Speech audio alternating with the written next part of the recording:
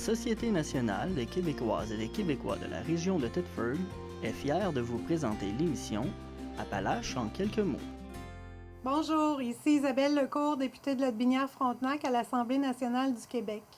Je m'adresse à vous aujourd'hui afin de souligner le travail d'information exceptionnel de votre télé communautaire. La TV-CRA est au cœur des préoccupations des gens d'ici depuis plus de 45 ans. C'est donc un honneur pour moi de soutenir et de contribuer à l'essor de la télévision communautaire de la région des Appalaches. Bon visionnement.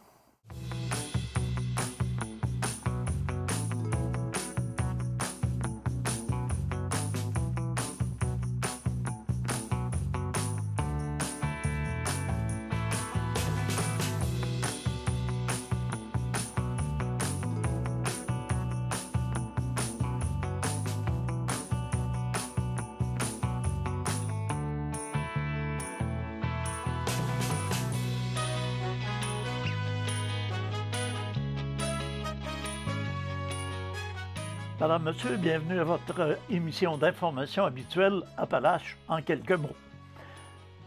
Permettez-moi d'abord, en début d'émission, de vous inviter à demeurer avec nous jusqu'à la fin, alors que nous aurons le plaisir d'accueillir la députée de Lotbinière-Frontenac, Madame Isabelle Lecourt, qui nous parlera de la situation de la circonscription au niveau de la pandémie. Au terme de leur première rencontre, les membres du tout nouveau conseil d'administration du Centre de services scolaires des Appalaches ont procédé à la nomination de Mme Kim Côté et de M. Cédric Pinard au poste de présidente et de vice-président respectivement. À la suite de l'abolition des conseils de commissaires le printemps dernier, un nouveau modèle de gouvernance scolaire a été mis en place par le ministère de l'Éducation et prévoit ainsi la formation d'un conseil d'administration pour chaque centre de service scolaire. Cette transformation visait à rapprocher la prise de décision le plus près possible des élèves et des personnes directement impliquées auprès d'eux, toujours dans leur meilleur intérêt.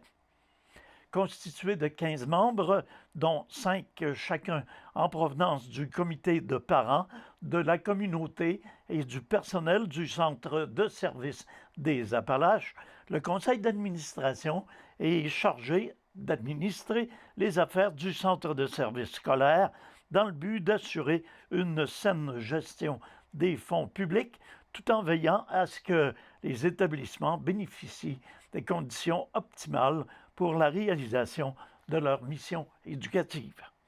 Profitant de leur première rencontre, les administrateurs ont donc élu Mme Kim Côté à la présidence du Conseil. Celle-ci n'en est pas à ses premières armes au sein du monde scolaire, puisqu'elle a déjà siégé à titre de commissaire parent dans l'ancienne structure, en plus d'avoir occupé un poste sur un conseil d'établissement pendant 5 ans. Son expérience sera donc un précieux atout dans son nouveau rôle. Cette dernière a d'ailleurs déclaré « Ma venue au sein du conseil d'administration s'explique par la motivation que j'ai pour les jeunes. Je souhaite d'abord et avant tout leur bien et cela passe par la meilleure scolarisation possible » de mentionner Mme Côté, qui affirme vouloir travailler en équipe. Quant au nouveau vice-président, il se dit emballé par le défi proposé. Lui-même longtemps impliqué bénévolement au sein des écoles fréquentées par ses fils, il entend axer ses priorités vers les élèves. Chacune de mes décisions sera prise en fonction des élèves. Je veux que ceux-ci soient encadrés de la meilleure manière possible afin de les amener vers la réussite scolaire. Je pense aussi aux élèves en difficulté d'apprentissage. Il faut que chacun ait et prenne sa place. L'objectif est de leur offrir des services à la hauteur de leurs besoins, de conclure M. Pinard. Se disant satisfait du bon déroulement de la première rencontre, le directeur général du Centre de services scolaires des Appalaches, M. Jean Roberge, s'est dit heureux de ces récentes nominations et a réaffirmé son intention et celle des membres du conseil d'administration de travailler au bien-être et à la réussite des élèves. La table de concertation des sentiers pédestres, formée de représentants des sites de randonnée pédestre dans la MRC des Appalaches, travaille depuis plusieurs mois à structurer l'offre de sentiers disponibles dans la région de Thetford Mines. À ce titre, un processus d'appel d'offres a mené à l'embauche de Collectif Nova, une firme spécialisée dans la réalisation d'un plan directeur du secteur. Cette firme possède une vaste expérience et diverses réalisations dans le domaine du plein air. La firme débutera son mandat dans les prochains jours pour livrer son rapport en début d'année 2021. Le plan directeur sera composé d'un diagnostic qui débutera par une visite des sites de randonnées actuels dont l'objectif est de relever à la fois l'état des infrastructures et la caractérisation de l'expérience client. Points forts, points faibles, opportunités de développement et menaces seront analysés. Ensuite, la firme proposera une structure organisationnelle et des prévisions budgétaires en lien avec les divers éléments identifiés au diagnostic. Le plan directeur proposé devra faire l'objet d'un exercice de planification équilibré envers la capacité locale de développement. Sur le territoire de la MRC des Appalaches, on retrouve une grande diversité d'attraits et d'activités de plein air.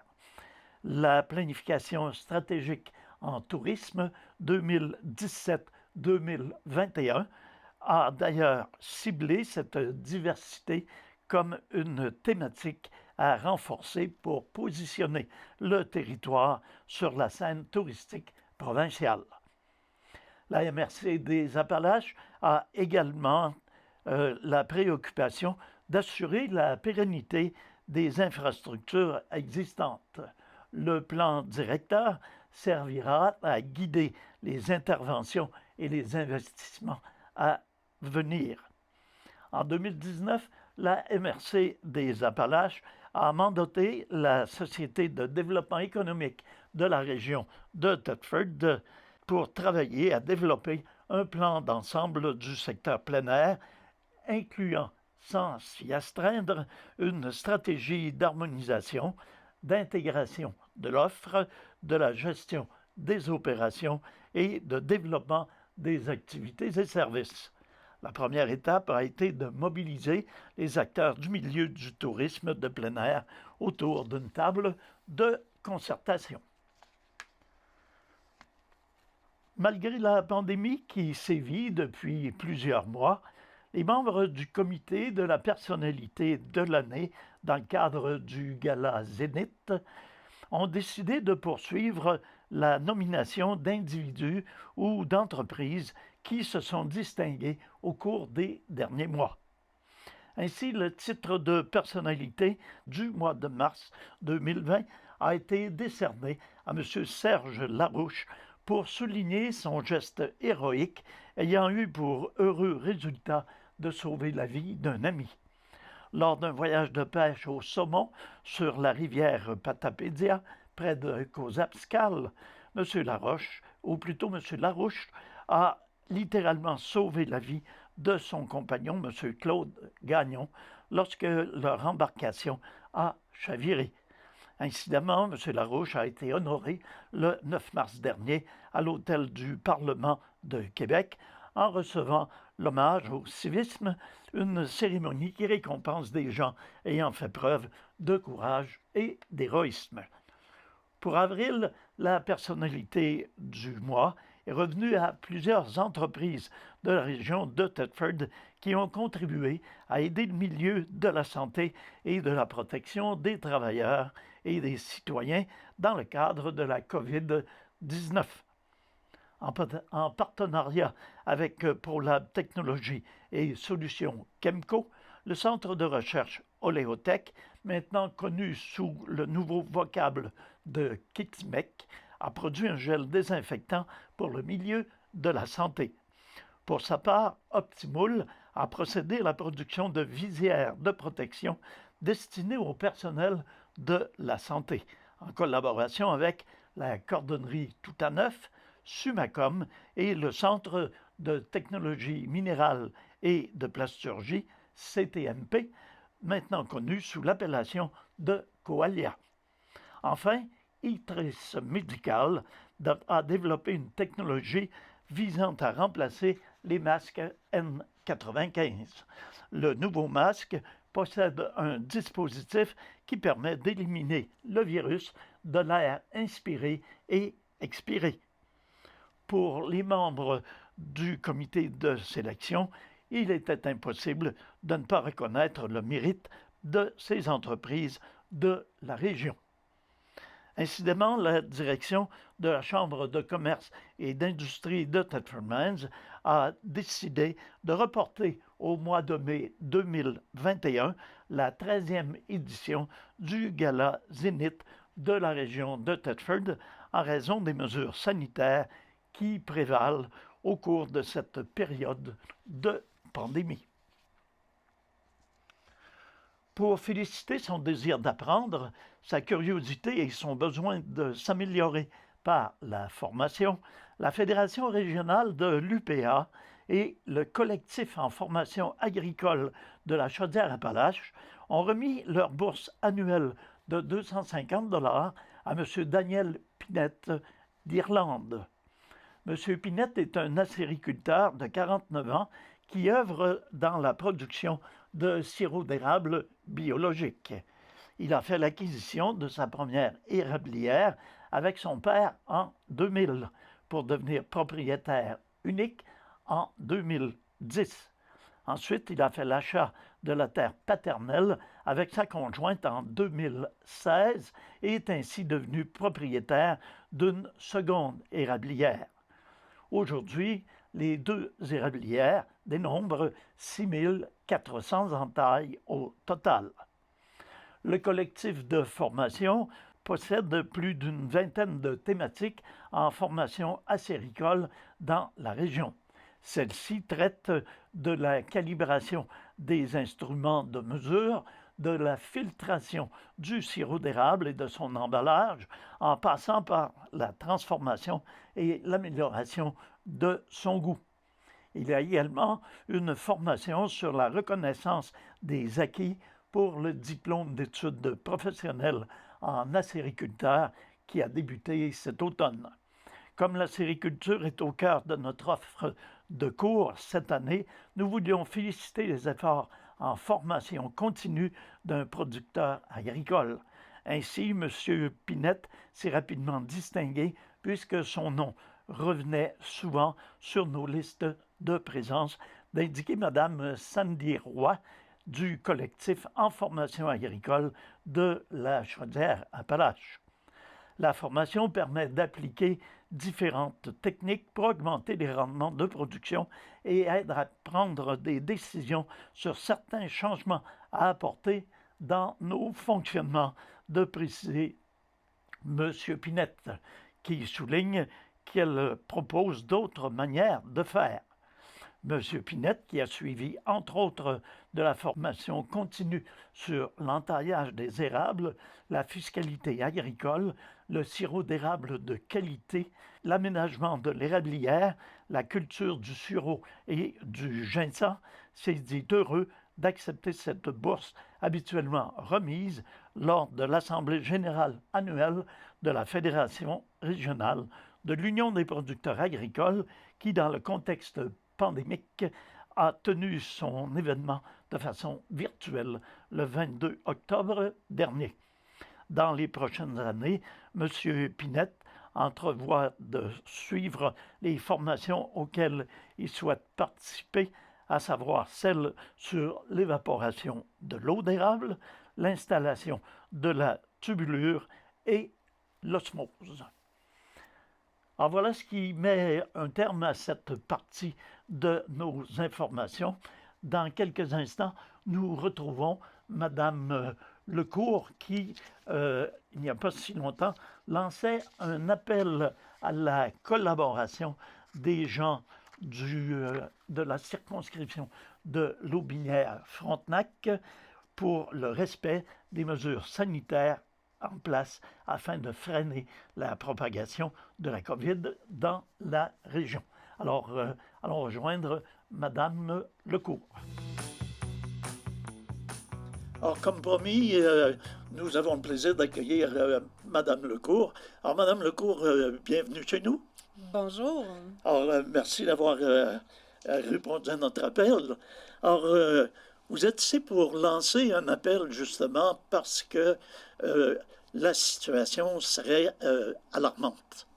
Oui, ben c'est ça, j'ai réuni la semaine dernière des gens connus dans le milieu pour lancer un appel aux citoyens pour qu'ils puissent se rendre compte de l'urgence de la situation. La MRC des Appalaches, on a un haut taux de contagion. Puis c'est important de respecter les mesures de la santé publique parce que on peut avoir des bris de service au niveau de la santé. Donc, c'est pour ça que j'ai lancé l'appel. Et quand vous dites que vous avez rencontré des intervenants, vous avez rencontré des élus, des chefs d'entreprise? Bien, les rencontres se sont faites de façon virtuelle à cause de la situation. Donc, chacun a lancé un message, puis ensuite, on a fait un montage, puis on a mis ça sur ma page Facebook. Et j'invite aussi les gens à la partager. Quand on dit qu'il y a un taux de contagion là, qui est alarmant, disons, là, puis important, vous avez eu vent de délinquants ou de gens qui ne suivent pas les mesures sanitaires? Oui, malheureusement, je sais qu'on répète le message depuis plusieurs mois, qu'on demande aux gens de faire attention, mais il y a toujours des gens qui sentent le besoin de se rassembler. Je pense qu'il y en a qui ne peuvent pas s'empêcher de faire des parties. Moi, j'ai eu connaissance de plusieurs, puis surtout, ils mettent ça sur les réseaux sociaux, fait que je trouve ça un peu choquant. Des parties de famille, des baby showers, des parties d'Halloween, des parties d'ados. On voit tout ça, puis je trouve ça malheureux parce que ce matin, justement, j'avais une conférence avec le CIS et la santé publique. Et il nous disait que la contagion vient de la famille. Donc là, ça veut dire qu'il y a des jeunes, des parents qui se sont fait infecter, puis après ça, ils vont dans les écoles, ils vont dans leur milieu de travail, puis c'est là, on contagie, on donne le virus à d'autres personnes. Récemment, là, vous avez parlé aussi à des chefs d'entreprise pour connaître leur situation, pour voir comment ça se déroulait. Est-ce que, du même coup, vous avez été sensibilisés ou vous les avez sensibilisés à cette situation? Bien, moi, les personnes que j'ai rencontrées virtuellement, toujours là, en lien avec la Chambre de commerce de la région de Thetford, c'était des commerçants, des propriétaires de bars, de gyms, de restaurants, puis des commerces de détail. Donc, moi, c'était important pour moi de savoir qu'est-ce qu'ils vivent. Je sais que la situation est difficile pour eux. Mais par exemple, c'est important pour moi de discuter avec eux puis d'avoir ce sentiment-là parce que j'ai souvent des caucus avec les autres députés, avec le premier ministre. Puis, quand ça vient sur le sujet, moi, je sais au moins de quoi je parle. Quand on parle de contagion, puis quand on parle de milieu de travail, il y a toujours danger de rupture de service au niveau de certains commerces, au niveau de certaines organisations. Mais c'est plus alarmant quand il est question du système de santé. Oui. Comme par exemple, on a eu un exemple récemment là, avec le service d'obstétrique. Je le sais que ça a choqué des personnes, puis il y a des gens qui disaient que ça n'avait pas de bon sens, on se fait enlever des services, mais c'est pas ça la situation. La situation, c'est que, on est une petite région. On a des petites équipes, par exemple, à l'hôpital de Thetford. Puis pour ce qui est de l'obstétrique, par exemple, c'est une équipe d'une vingtaine de personnes. Puis, à cause de la COVID, les femmes qui sont enceintes, ils ne peuvent plus travailler.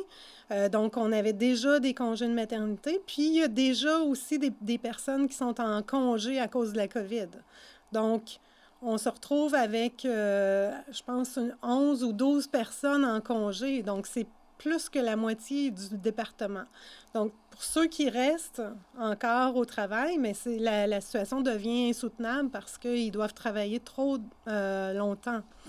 Donc, c'est pour ça qu'on a décidé là, de délester durant le week-end, puis c'est temporaire. Donc, quand les gens vont être revenus au travail, le service obstétrique va revenir à la normale. Je vais vous demander de jouer au devin. Le temporaire, ça peut vouloir dire quoi? J'ai posé la question aussi au 6. J'ai eu la réponse. Je peux vous dire que je ne peux pas vous donner de dates parce que c'est quand même... on ne connaît pas l'avenir. Il peut y avoir une personne qui était au travail ce matin, puis dans 3 jours, elle va être testée positive. Fait qu'on ne peut pas le savoir, mais c'est une question de semaines. OK.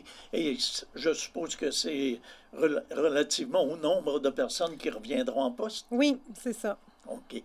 Il y a des dossiers qui sont un petit peu rattachés à la COVID aussi, un peu beaucoup même. Je pense entre autres au Petit Moule, M. Serge Fraser, qui fabrique des visières et qui récemment fait une sortie. Vous pouvez nous parler de ce dossier-là? Oui.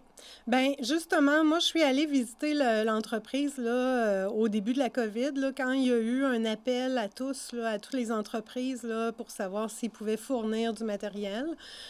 Par contre, ce que je sais, c'est que le matériel qu'on avait besoin au Québec, là, qui était urgent, c'était des jaquettes, puis des masques. Les visières, j'ai pas eu l'information à ce que, disant qu'on n'en avait pas puis qu'il y avait un manque. Par contre, j'ai vu la sortie du propriétaire. Puis moi, j'ai demandé un état de situation au cabinet, puis je suis toujours en attente. Donc...